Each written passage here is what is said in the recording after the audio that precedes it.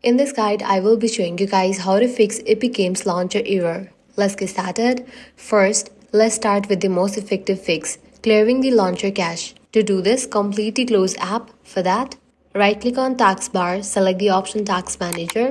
From the list of apps, find Epic Games Launcher. Right-click on it and select the option End Task.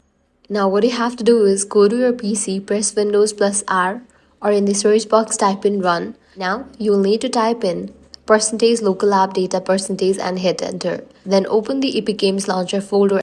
Now navigate to the folder saved, launch it, then head over to the folder web cache, delete it. This helps fix loading and display issues caused by corrupted cache files. Next, try repairing the application.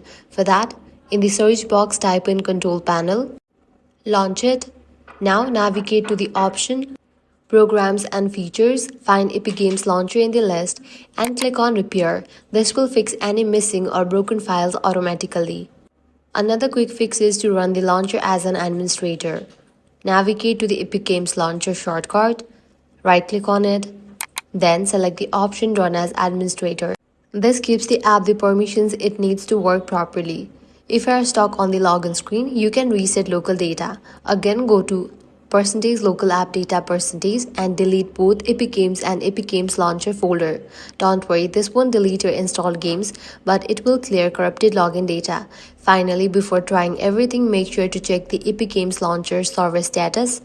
Sometimes the issue is not on your side and the servers might be down or under maintenance, and that's it.